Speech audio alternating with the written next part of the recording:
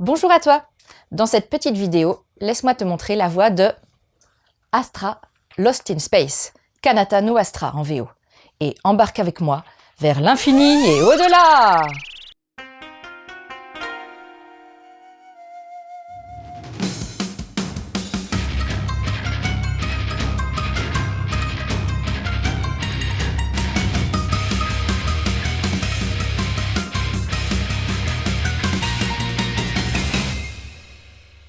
On va faire la connaissance d'Aries, une ado très mimi et carrément tête en l'air, et de Kanata, un grand brun athlétique mis sur le devant de la scène dès les premières pages. Car Aries se fait chipper son sac, et Kanata lui fait une démonstration spectaculaire d'interception du voleur à la tire, au beau milieu du hall de la base spatiale de Musanish. Les deux jeunes partent en effet en voyage scolaire sur la planète Magpa. Et oui, en 2063, le lycée Kerd organise carrément des séjours dans l'espace. Le concept : 8 élèves, choisis au hasard parmi les effectifs de l'établissement, doivent vivre ensemble et sans adultes pendant 5 jours sur une planète sauvage. Chaque équipage se voit en plus assigner une tâche spéciale. La leur, s'occuper d'un 9e passager, Funicia, la petite sœur d'une des membres de ce groupe. Mais à peine débarqués sur Magpa, notre joyeuse bande se retrouve en présence d'une étrange sphère lumineuse qui les approche, les aspire un à un et les propulse en plein espace à plus de 5000 années-lumière de là, rien que ça.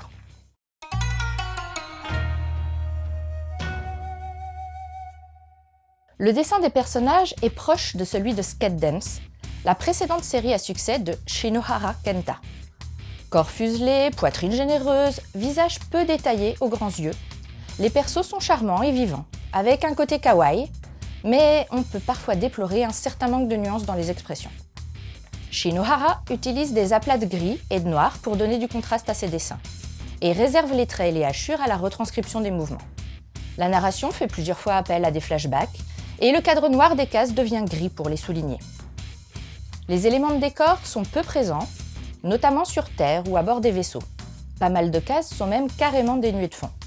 Toutefois, sur les exoplanètes, les paysages sont riches et détaillés et permettent de nous immerger dans un univers luxuriant et extraordinaire.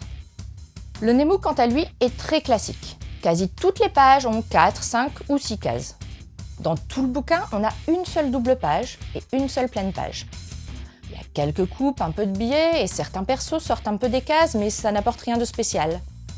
Au final, c'est propre, on a un résultat équilibré, agréable à l'œil, mais il n'y a vraiment pas de surprise. Toutes les organisations de pages se ressemblent, le Nemu n'est pas utilisé pour mettre en valeur les événements importants de mon point de vue. Pour l'édition française, c'est Nobinobi qui publie ce manga. La jaquette très colorée est fidèle à l'original, on y retrouve les deux protagonistes principaux sur fond stellaire, et le premier coup d'œil suffit à comprendre dans quel environnement le décor va être planté. Sous cette dernière, on trouve au dos du bouquin un échantillon de quelques cases, au dialogue revisité avec humour, façon autopromo. Plutôt sympa. Les onomatopées d'origine ont été majoritairement conservées et sont associées à une traduction discrète qui s'intègre bien.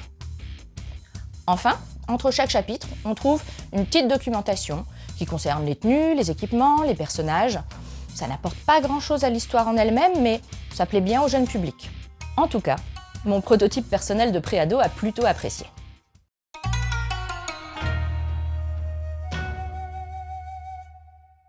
Shinohara Kenta a déjà remporté un franc succès avec sa série Skate Dance, un shonen plein d'humour qui a été récompensé par le prix Shogakukan en 2010. Il s'est lancé dans un défi très différent avec Astra Lost in Space. Pari réussi puisqu'il vient de remporter le prix du manga Taisho 2019. Avec cette courte série d'aventures sur fond de science-fiction, il confirme son talent de narrateur.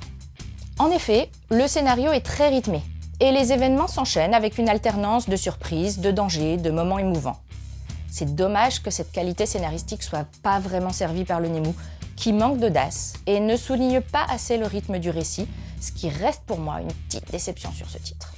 J'aurais aimé que les moments de danger et de suspense aient aussi plus d'intensité.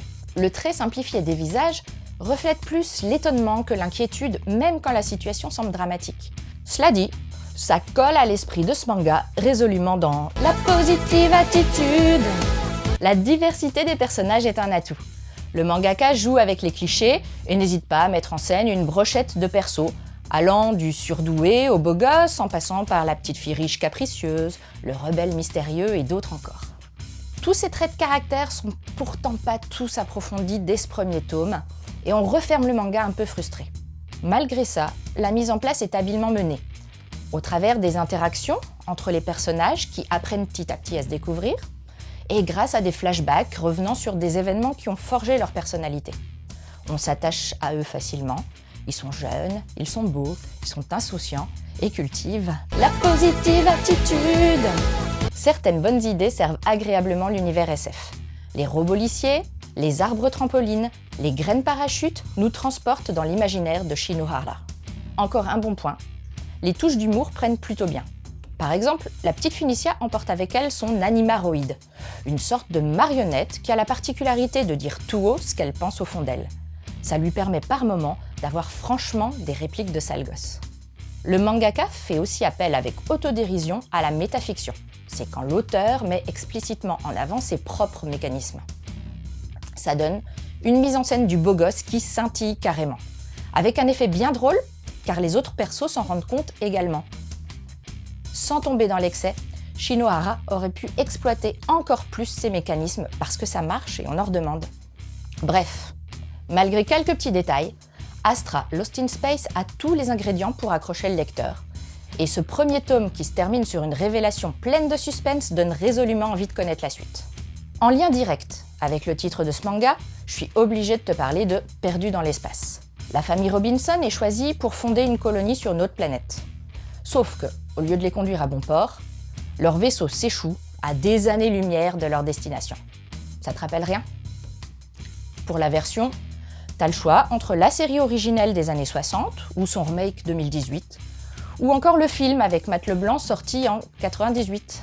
On est les champions, on est les champions, on est les champions. Côté manga de science-fiction, je te propose Seven Seeds. Avant qu'une pluie de météorites s'abatte sur Terre, des groupes de 7 jeunes sont cryogénisés, à l'insu de leur plein gré, pour préserver l'espèce humaine. Ramenés à la vie après la catastrophe, ils doivent s'adapter au nouveau visage de la planète. L'édition du manga a été abandonnée en France après le 10e tome, mais une série animée est récemment sortie. Enfin, sur le thème de l'espace, tu peux te tourner vers Space Brothers. On suit le destin de Muta, qui veut marcher dans les traces de son petit frère astronaute et intégrer comme lui la prestigieuse JAXA, la NASA japonaise. Voilà, c'était Edaria, j'espère que cette première chronique t'aura plu et surtout donné envie de lire Astra Lost in Space. Je te laisse et continue de suivre la voie du manga. La positive attitude, la positive attitude, la positive attitude.